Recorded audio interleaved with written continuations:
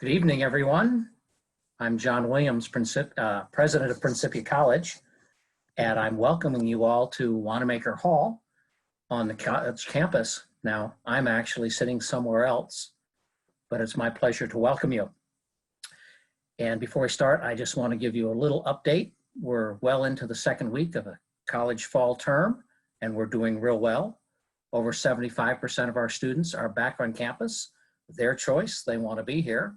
And many of the others are taking classes remotely, being offered by faculty here on the campus. So those that want to be enrolled at Principia, whether they are on campus or not, are active and well into their term. It's my pleasure to let you know that everyone is safe. We're doing well. We've had no cases of COVID on campus. Any employees that may have felt at risk, they've done just fine. We've had at least one recover and they're back at work. So we're really being blessed at this. I do want to welcome you to this session of what is called Faith in Action. That's a little different than what we've done this summer, which was Race and Faith. They're two separate programs that tonight are coming together and crossing paths, but they're actually separate activities with different purposes in mind. The Race and Faith series, which we will expect to continue throughout the coming term, has to do particularly with race and how it is viewed through the lens of many different faiths. And I'm glad that you've joined us for a number of those. What Faith in Action is a weekly program that's done here on campus. Many of you that have been students in the last couple of years know it as EMC, which is Emerging Metaphysical Concepts. And that's been changed a bit to examine our practice as Christians and Christian Scientists as we grapple with different issues. And this one, of course, brings these two together, and that is race, faith, and our practice with race and prayer. So this is Faith in Action, praying about racism. Our two guests speaking tonight, and I will, as soon as this introduction is done, I will join everyone else in the audience. Professor Winnie Needham is in the Educational Studies Department, and she is also head of the Social Science Division, of which I've been a part of. So in a way, she's been my boss. And Dr. Billy Miller, who many of you also know, is a professor of sociology and anthropology. By the way, his PhD is from the University of South Africa. Not that he's come a long way, but his degree has come a long way. It is our pleasure to have them. I do want, before I turn this over to them, to thank the Office of Student Life, which manages the Faith in Action series, and their manager is Heather Holmes. And of course, this is also an activity of the Principia Alumni Association and Marilee McFarland, who is the master behind the scenes this evening. After our two speakers speak, there will be an opportunity for asking questions. You could do that through the Q&A signal or a spot on your little app on your Zoom feed and ask a question. And Marilee is at the other end, and we'll be taking those and asking those of Winnie and Billy. Now, there's also an audience sitting there, a live audience. So in an audience hall by state regulations that has 50, we have close to, well, we go over 250 participating in a hall that sits 50. So if you want to know how Jesus took a few loaves and fishes and fed the multitude, we're learning how to do it. So thank you all very much, and I return you to Wanamaker Hall.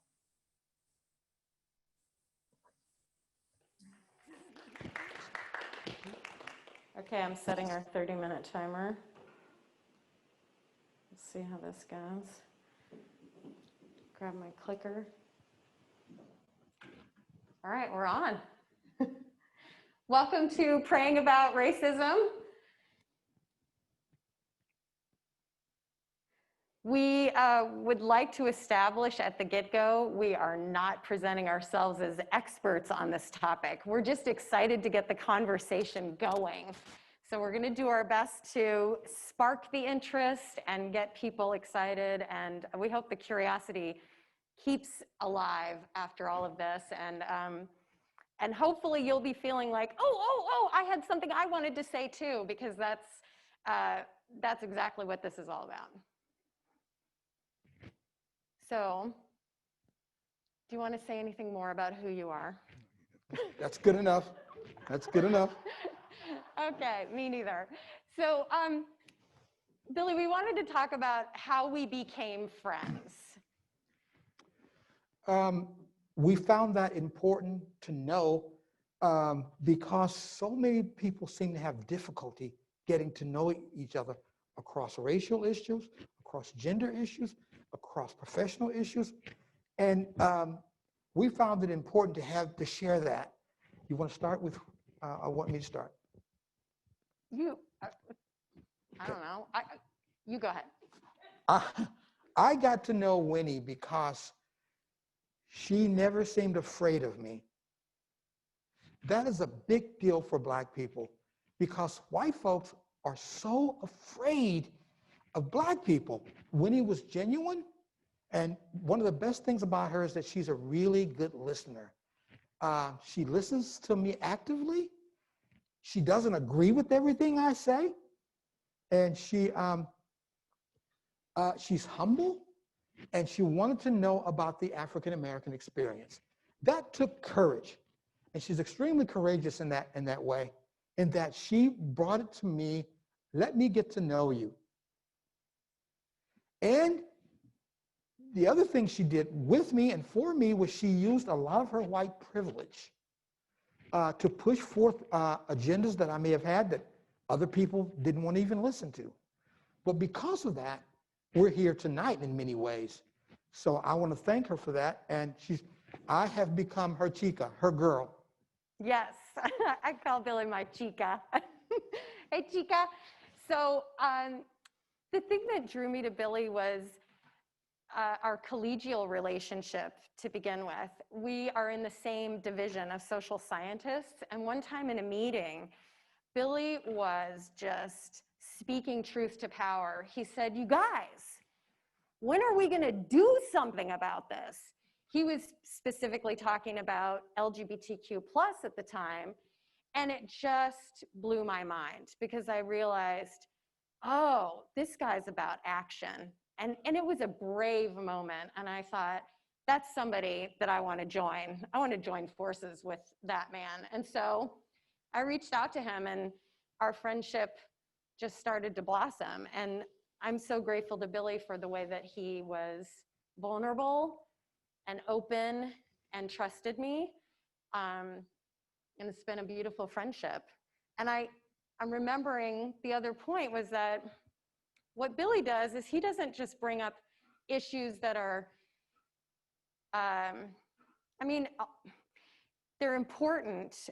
You can bring up issues that are important, but the thing that Billy usually gets to are the things that are matters of life and death and have real urgency to them. And I find that this topic that we're exploring tonight is an urgent topic. As you could see in the video, we're talking about some very serious issues that require our immediate and deep attention. Mm-hmm. Okay, so we're attempting an honest dialogue. This isn't the greatest venue for an honest dialogue, but Billy, how do you support people when you're trying to engage them in honest dialogue? And that becomes the question. How do we engage people who are fearful of you, first of all, fearful of the subject matter, second of all, and just plain fearful as a Christian Science to talk about hard topics? And it comes across for me in the classroom with simply telling my story, first of all, then having them share their stories, and setting the stage for them not to get hung up on political correctness. That's one of the things that really is helpful to my students. They feel that they can open up and say anything they want to in the classroom. They have a carte blanche to say literally whatever they want to say in the classroom. And when they find out that the ceiling's not going to fall on them, they're not going to get arrested, and it opens up the floodgates to have a conversation. And that works generally with people that are not my students. Being open to their ideas and not trying to check them at every stage of a conversation, and to not judge I found is extremely meaningful when engaging in people across racial barriers, gender barriers, and so forth.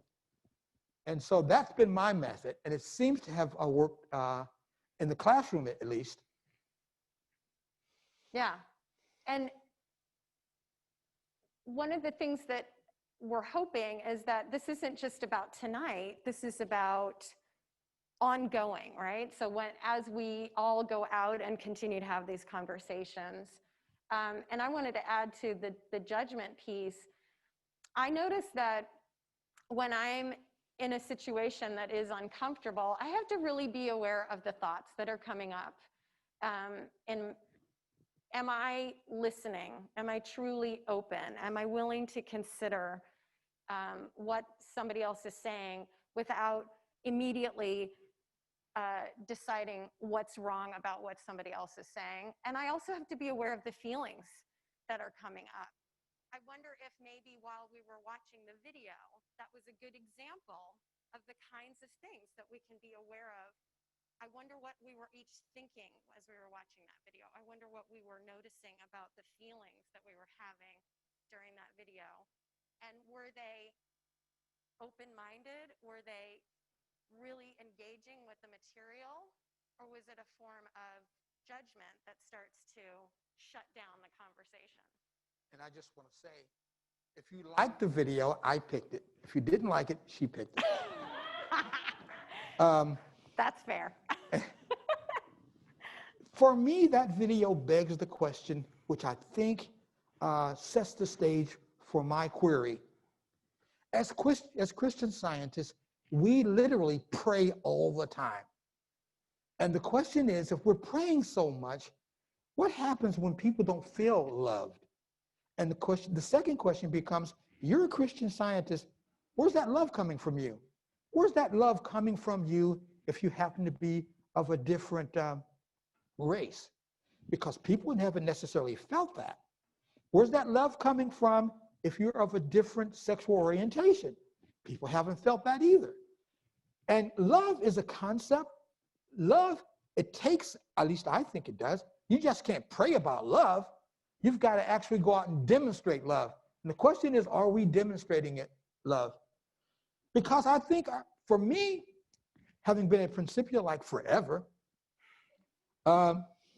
we do a lot of praying, as I said earlier. But are we practicing? Because we are admonished as Christian scientists to pray, of course, but are we practicing that prayer? And that practice is guided by love. And we like to say the words that we are the image and likeness of God. This big audience in here. We're guided by that, and God is love. Yeah. And so the question is, are we actually examining what we're praying about? And I'm going to speak more to that in a minute. Yeah. And I'll add, is prayer a prayer without action? So we're going to give you a pre-quiz. Take a moment. You can write this down, turn and talk to a neighbor if you're in the room with somebody else. And your social distancing? How do you pray about racism? How do you pray? Talk to your neighbor or think to yourself. And we're making the assumption that you have been praying about it. And I know that's a correct assumption, that you have been feverishly praying about racism.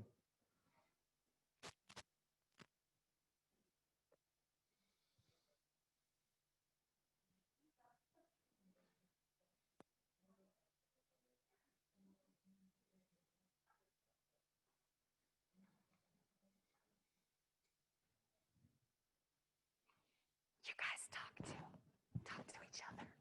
Answer that question.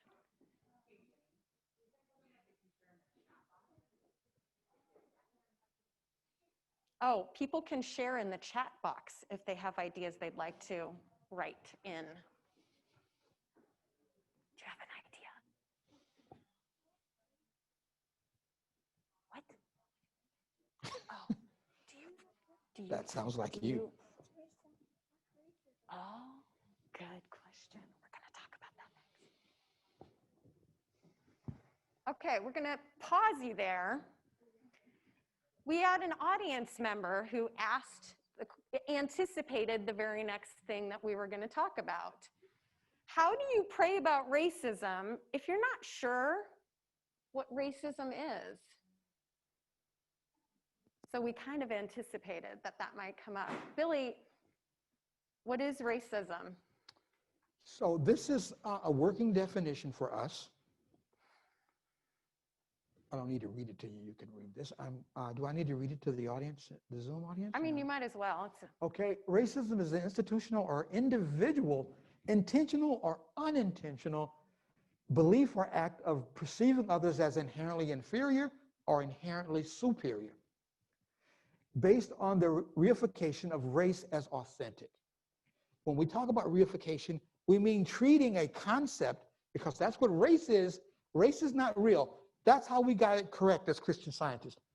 We know race is not real. It is a social construct invented by society. Now, I want to be very careful, because oftentimes as Christian scientists, we jump on that. Oh my God, we know that's not real. We know it's not real in the social sciences.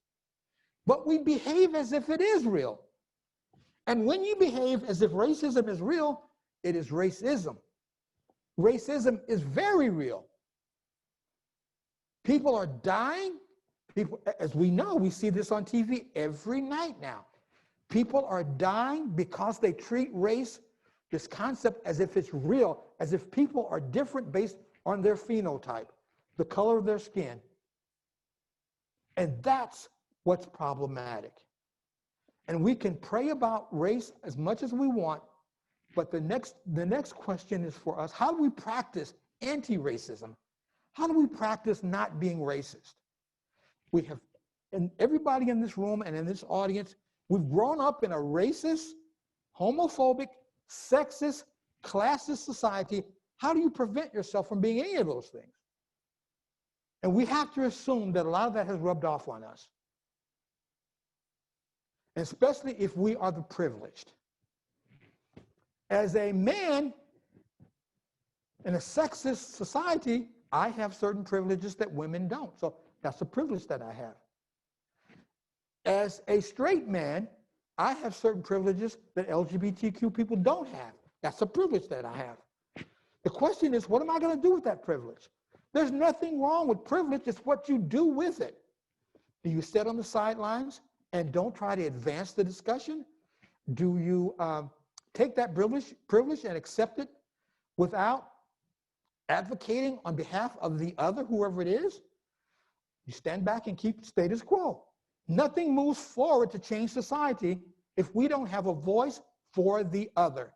For instance, as a man, I should be speaking out for women, right? Let me hear you say yeah. Yeah. Oh, okay. As a straight man, I should be speaking out for LGBT people, right?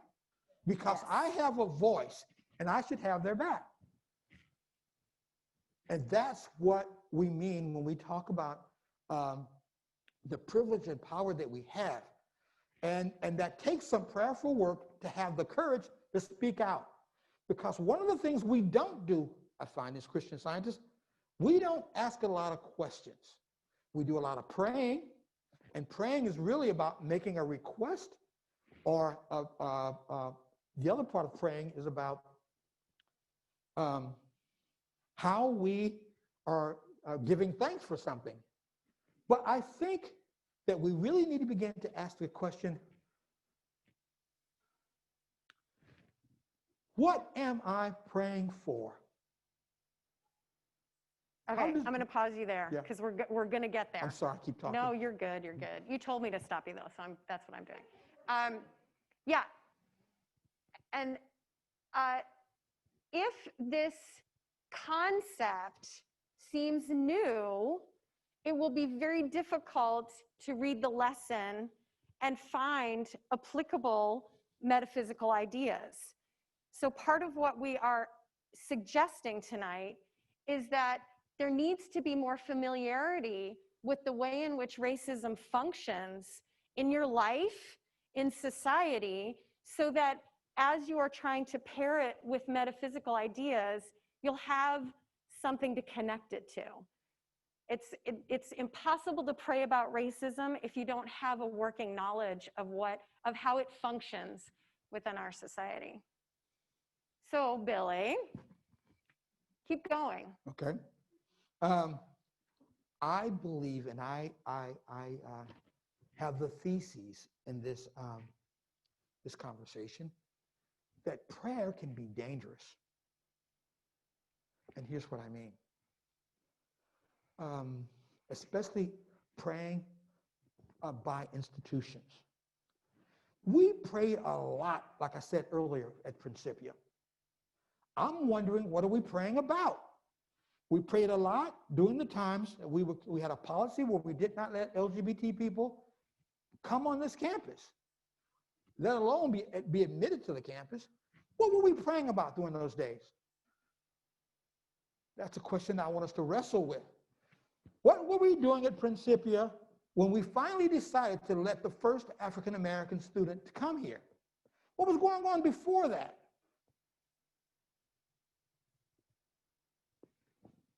I want to say that's not a rhetorical question. I'd love an answer, but I want us to at least wrestle with that. Because if that is prayer, and we did all the praying, and we still come out as a racist institution or a homophobic institution, I don't want you praying for me. You with me? What are we praying about? I should stop and let you. You're good. You're good. Because I'm going to hell, y'all. We're going to keep going. We're good. Okay. So these are some of the ideas that I want to offer tonight. Sometimes I ask myself, what lie am I being presented with? Right? Am I feeling hatred for another person? Am I feeling superior in some way? Am I afraid for some reason? Am I feeling guilty for the things that I'm learning? Am I feeling a sense of indifference? Is that my problem? Am I feeling a sense of selfishness, right? Like, I've got needs. I'm a woman. I've got needs, right? Like, why is it always about somebody else's problems? So in any of those situations, if I am truly standing porter at the door of thought, I am immediately recognizing that those are lies. Those are impositions. Those are the things that would get in the way of realizing the one world that we heard about in the video. The sense of love for every person on this planet. And I would add plants and animals. Racism requires the same level of attention as original sin. I was brought up to actively work against the notion that man is fallen. And I knew that was something I had to regularly spend my mental energy on. Man is not fallen. Man was created perfect and whole and sinless, right? That would be the absolute term, right? And so in absolute terms, race is not real, right? I can know that. But in relative terms, I have to be aware, just like I would that man is not fallen, that I'm going to be presented with that all the time. And I can't just pretend like, oh, I don't need to deal with that anymore, right? It's already been proven that man is not fallen, so I don't really need to pray about that anymore. I don't need to think about that anymore, It requires constant attention, just like that race is at the root, at the moment, of some great evils, right? Slavery is alive and well at the moment. Lives are at stake. It's something that is an urgent need. So just as we believe man is not fallen, we can work to know that there is not a superior race, right? And every moment that starts to impose on our thinking, we can be alert to that. And the more alert we are, the better we're going to get at it. And so reading the lesson with the lens of anti-racism is really a lot of fun. I've got really, it's fun. There's some really good stuff in here, and you realize, I never read it that way. That's really cool. And I'm gonna leave it as a tease of like, I'm not gonna tell you what I found, because I think you guys will find some really cool stuff too. So we got a question from the audience in advance. Billy, any thoughts about how we pray about reparations? Well, as Christian scientists, I teach a course in criminology and criminal law. And it's argued by my students that they've been taught as Christian scientists that if you have done a misdeed, you have to take the responsibility. And Christian scientists say this all the time. My students can be very hardcore. They even say that they believe in capital punishment. I don't believe in that, and I have questions how you can believe in it as a Christian scientist. That's to talk for another time. But I believe that we need to get right with the horrors that have been done and visited upon people, and we need to challenge that. How do we bring it back to a whole? How do we make people whole in society? Many white people, when they think about reparations, they think some black person is going to get a check. And my God, I can't have black people getting a check. And that's not what it's all about. So I think what we need to think, at least I think about, how do we make people whole from centuries of oppression? And then centuries of denial that people are being oppressed. What do we do about that? And one of the first responses from many of my students is, I didn't do it, I wasn't there. And that is true. Nobody in here was involved in slavery or the oppressions of people, whether they're Native Americans or whether they're African Americans. But what we forget is that we've benefited from slavery.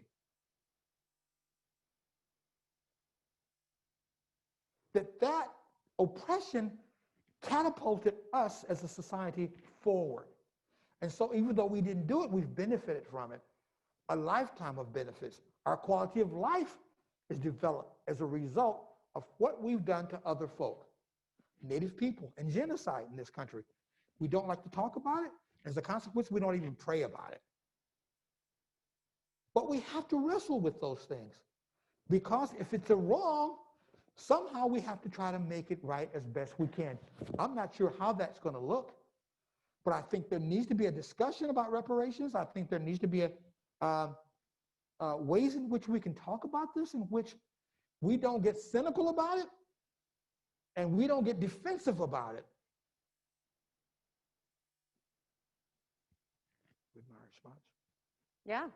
And a couple of thoughts that come to mind for me are, and you already brought this up in a way, the golden rule, right?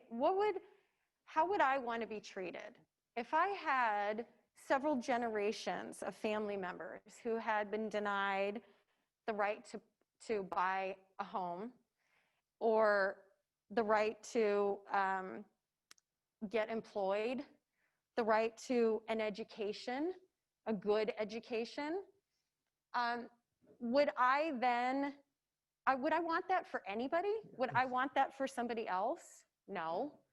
And so what if somebody was an ancestor of years of oppression?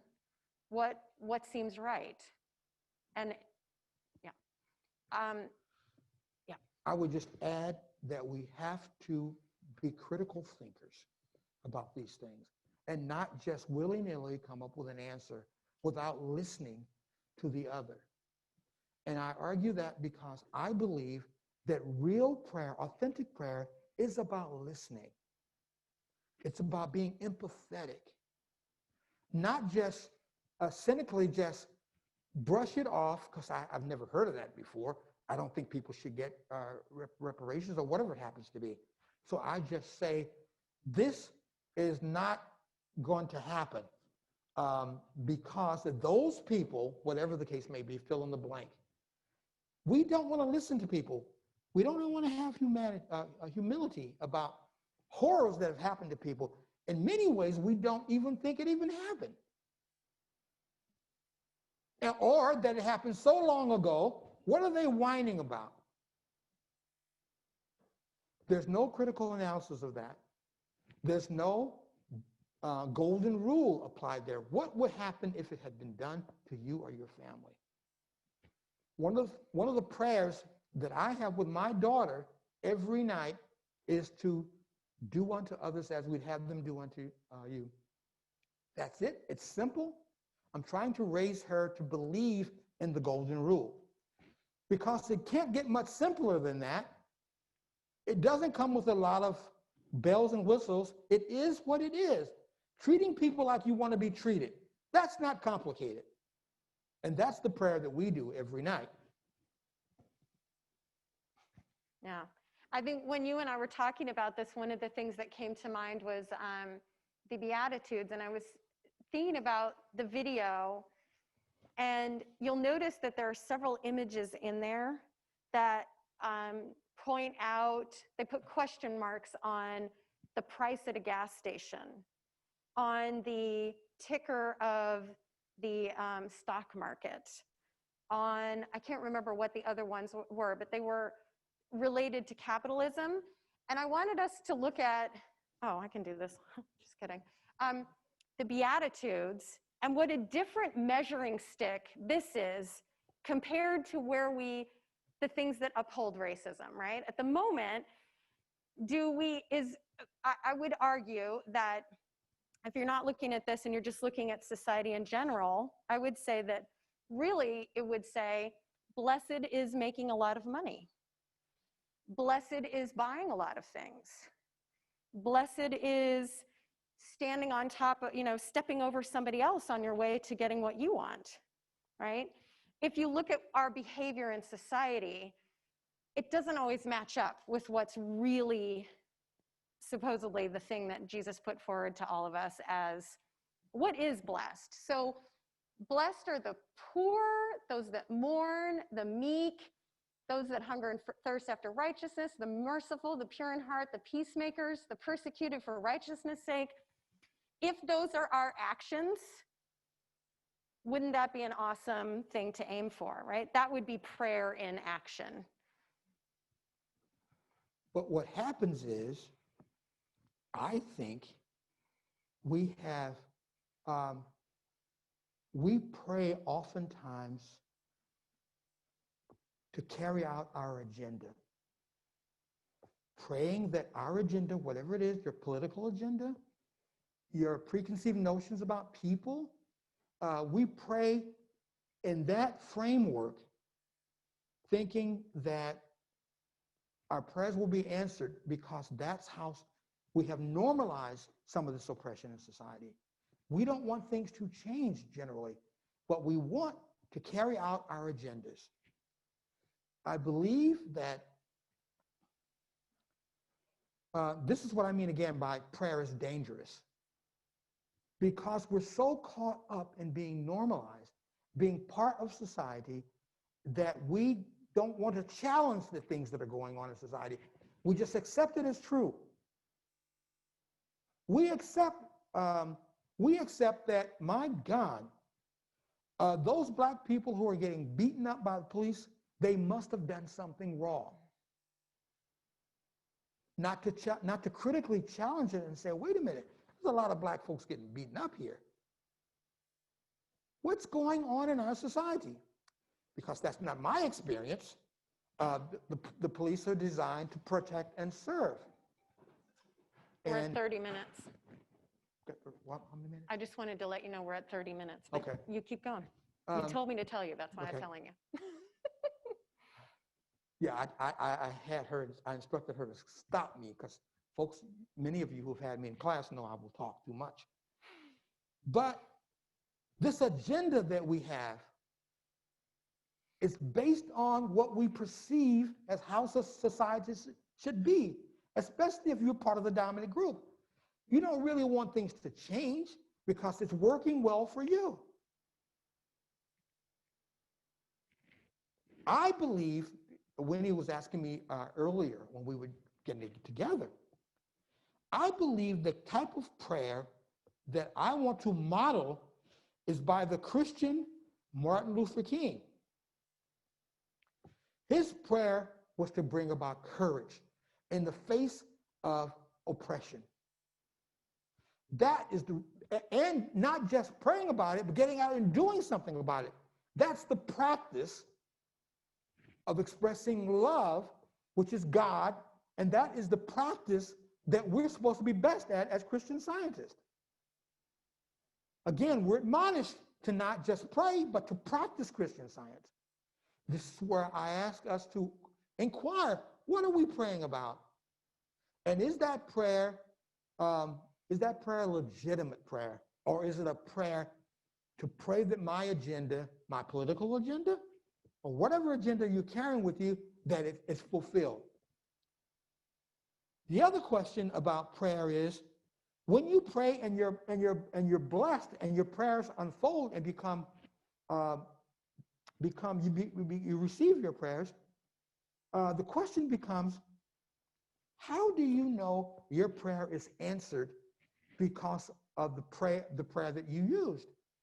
Because if I'm praying as a man in a gendered society,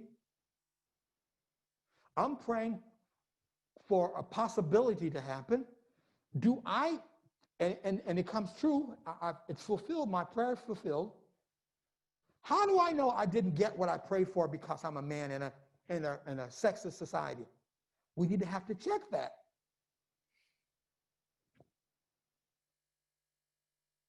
How do we know that we don't get the things that we get the things that we pray for? How do we know that it is legitimate for us to receive those things when other people are suffering? This is where practice comes in, and practicing this concept of love, getting out and engaging with people, and really, really going forth and seeing people as the image and likeness of God. I believe that second part gets lost somewhere because we feel so good about the praying stage, we forget about we have to get out and practice Christian Science. The golden rule, it's as simple as that. Yeah, and what you're getting at, it sounds like, is what is the measure of success? How do you know the prayer worked? And I'm hearing you say the prayer may not be just feeling better about yourself. It may not be about just feeling calm, and it may not be about and keeping receiving things, the blessing. Yeah, and it may not be about keeping things the same. It may be about being called to action. It may be about being emboldened. It may be about having to take a risk and do something that you're actually not comfortable with. Right. Okay, are we ready for some questions from the audience?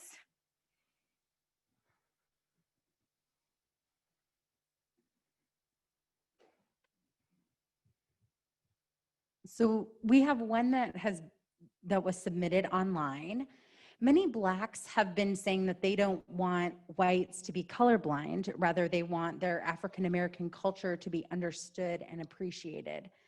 How does this correlate with the Christian Science view of man?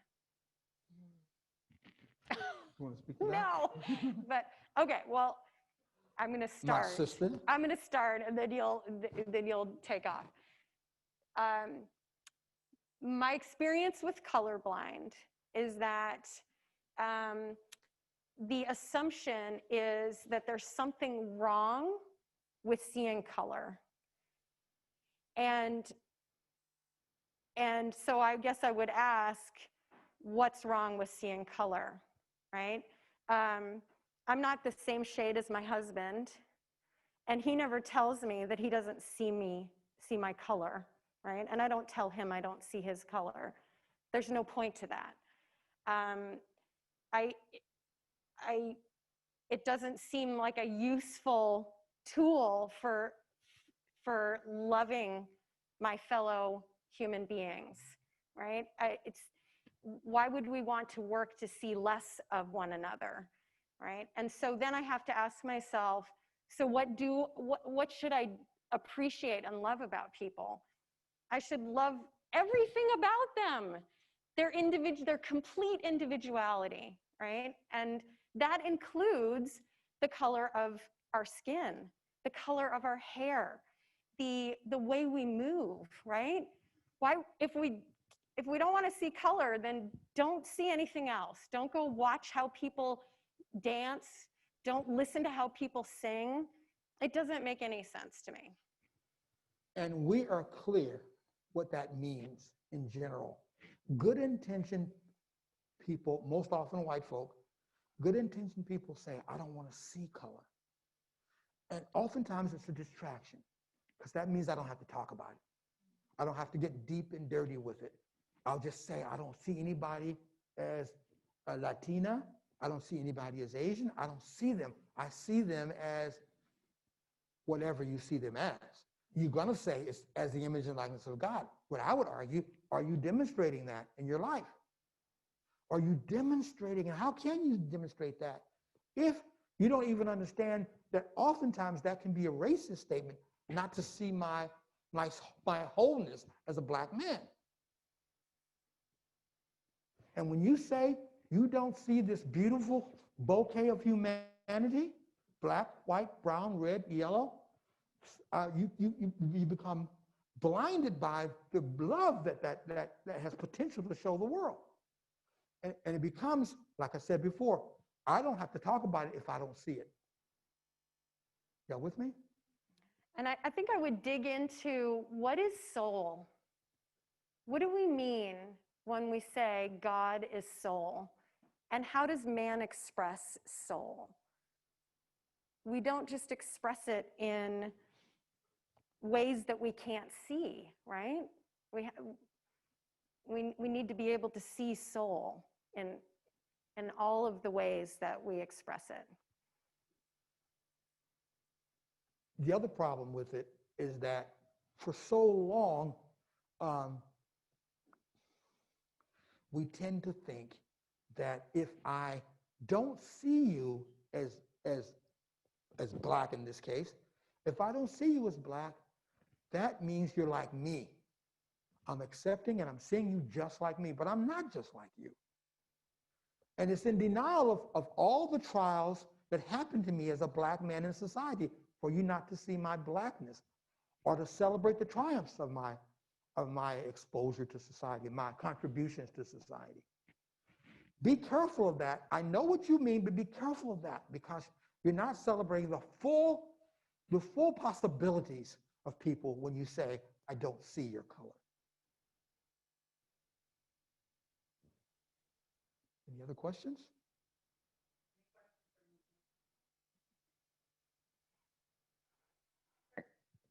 So here's another question from our virtual audience. I've been reading D'Angelo's book on white privilege. Her stance is that liberal whites are the most dangerous of all because they believe themselves to be compassionate to the other. How do liberal whites stop helping the poor or other and start dismantling racism in our everyday lives? Can you share some examples of how we can do this?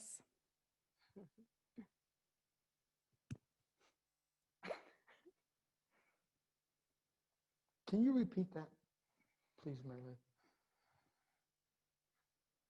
I didn't catch all of it. Yeah, so this viewer is reading D'Angelo's book on white privilege. I got that, yeah. And her stance is that liberal whites are the most dangerous of all because they believe themselves to be compassionate to the other, whatever the other is from themselves. How do white liberals stop helping the poor or the other and start dismantling this racism in our own lives or our own thinking?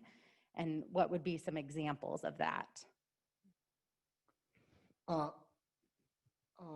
Robin DiAngelo has written a wonderful book about this and the case studies that she uses about challenging so-called white liberals who are superficially, she's saying that you're superficial in how you approach the answers to racism, the the demonstration of anti-racism, and you're good about calling these things out, but how will you practice it? That's one of her arguments, that we're not actually practicing. And the question from the viewer is that, what are the examples where people have stood out and fought the good fight for anti-racism? What's a good example of that? And one of the best examples that I have found, and it's happening now, as I see white people begin to challenge themselves to do some self-reflecting, to actually begin to demonstrate this thing we call anti-racism, and not just saying things to just say it to make myself feel good about myself, but actually demonstrating it. And you don't find that very much. But we're finding it a lot in young white folk getting involved in the protestations today. That was not expected. Interestingly enough, as I've seen some of the protests, there have been older white people getting involved, actually carrying a sign, Black Lives Matter. And so that's what I think has to happen. And I'm not saying go out and take a bullet for the cause. What I am saying is that it's important that we get involved and not just give lip service to racism. And that's my interpretation of what she means. We talk the good talk. We know all the woke statements to say, but we're not really engaged in any of this stuff at a deeper level. It's all on a superficial level when we as liberals get involved in the discussion. We know all the language to use, but the next question is, what are you doing about it? And oftentimes it's nothing. And I think that's how it can be very dangerous. Yeah, and I would add that for me, it connects back to that Bible passage about charity, what charity is not and what charity is. And if one has not done much thinking about racism, much reading, much self-educating, we run the risk of being the the good white person, the well-meaning white person, right? And so I feel like D'Angelo also makes sure that you're thinking about what the ways in which you are engaging with either your own practice of anti-racism or really trying to get at practices that would be anti-racist at a systemic level, right? And if I'm going into it from the perspective of, well, I'm the privileged white person and I'm going to help these poor people that are downtrodden, I'm already functioning, I'm just adding to the oppression at that point. That is not a helpful prayer in action in any regard. So what would be the helpful prayer in action? Would be truly listening. God, how can I be the most help in this situation? Is it listening? Is it getting educated? Is it being available? Is it asking questions? It's usually some form of humility that leads to cooperation, greater sense of love, greater sense of community. And just to go along with that, I think sometimes we have prayer that is cynical. And what I mean by that, Winnie just put up the Beatitudes, blessed are the poor. And as we pray about the poor, one of the questions that comes to us is, why don't you get a job? Everything would be okay. That's not how you demonstrate love to people. And it's a constant cynicism, a constant questioning of them and not accepting their plight, understanding that nobody wants to be homeless. That's a real situation, and we get cynical about it. And that's not the prayer that I'm interested in. The prayer I'm interested in is accepting the challenge when people say they're hurting and they're feeling bad or they're oppressed. oppressed, that's not my job to question that. Can't we believe and have trust in our fellow humankind? When transgendered people challenge or talk about what they're going through, the first thing that pops up is, you shouldn't have been trying to change your sex. Stick with what you got. And that has nothing to do with the oppression that goes. That's not helpful. It's always us trying to instruct the other. I've had white people say, well, that's not racist. And my question is, how do you know? And men will say, that's not sexist. How do you know if you've never experienced sexism, especially through the lens and the experience of women? But we like to do that. We like to check people to find out what it is, find out what's wrong with your plight in life. Why can't it be that we live in an oppressive society? We want to believe in American exceptionalism because that's all we've ever heard. And so we don't find any issues happening to people, so there must be something wrong with the people themselves.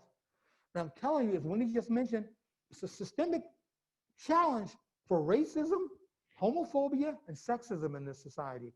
When I say systemic, it's woven through every institution in our society.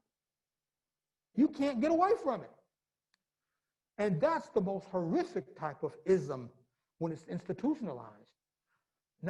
And one of the things D'Angelo has been challenged on is her focus on individual issues with race, and not enough on institutional racism, which is the horrific piece, that because it messes with the quality of your life, whether you get a job, as Winnie said earlier, where you live.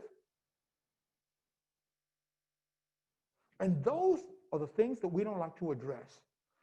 Individual racism, I can talk about how I, as a white person, I'm really nice to black people. So that means I'm not racist. And I can check the list off that shows that I'm not racist because we got black people at our church and I'm really nice to them. Y'all with me? But that's not what it's about. Because I don't see race, I don't see black people. We come full circle on that. Okay, believe it or not, Is it our time? we're Have just I talked too there. much? No, you don't talk too much. So before you share your concluding comments, can I make just a couple of quick announcements? So first of all, I just want to thank you, Billy and Winnie, for being here this evening, for sharing with all of us. We'd like to thank everybody who joined us online. We've had over 250 folks who joined us online, and we're so grateful for this larger Principia community and coming together as we're having these conversations.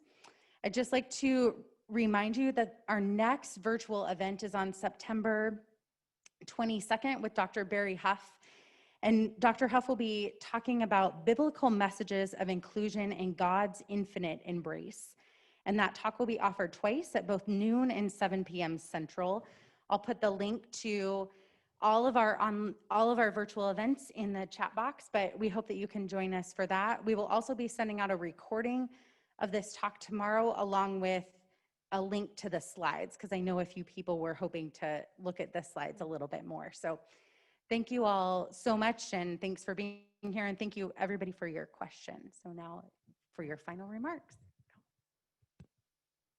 Okay, so Billy, you were going to talk about the ways in which we can demonstrate love.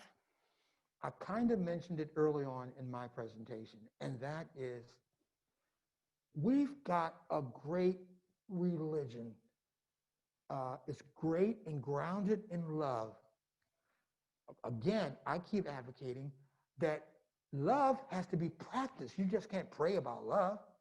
And we need to stop praying so much and practice Christian Science. And that would be, and the way of practicing Christian Science, it would be the kind of thing where we engage, we're in the world but not of the world. Where we move in circles with people and we see them as they are and demonstrate that idea and practice it, that we really believe them to be like us as the image and likeness of, not image and likeness of God, and not having lip service to that. And it's so simple. It's caring about people and not judging them at first blush. And we do this all the time. I see it happening on this campus. Again, we pray before any committee meeting. We have somebody do the readings. And once those readings are read, people go at each other. They're not practicing love or engagement or empathy or humility. We get back into our traditional ways in which human beings engage. We're supposed to be better than that. That would be my final word. Mm-hmm. And I'd like to leave everyone with the thought, I get that denial is a big part of the ways in which we learn to pray. In other words, being able to name the error and recognize its nothingness. And that is very powerful. And so recognizing the error of the concept of race is a vital part of praying, but it's not the only part of praying, right? And so I would add that to affirm the prayer, it's getting back to what Billy's talking about. In every moment that we are truly putting ourselves in another person's shoes. And as one of my favorite anti-racist activists said, it's not about putting your shoes on another person. It's about getting into the other person's shoes. And every moment that we do that, in committee meetings, in classrooms, in our homes, in our churches, that's going to spread the love. That's going to help us keep practicing the love and fully doing it while looking at the complete beauty of each human being that we come across, not denying parts of them. If I can just add a footnote to that. Of course yes, and of course. What I want to say is this. What we really need to challenge is conventional wisdom. And Ms. Eddy speaks a little bit about this, if I can. You said, oh yeah, you did say you were going to do I know this. time is up, but so what? People can get the recording. In the preface, she says, and you've heard this before, the time for thinkers has come. Truth, independent of doctrines and time-honored systems, knocks at the portal of humanity.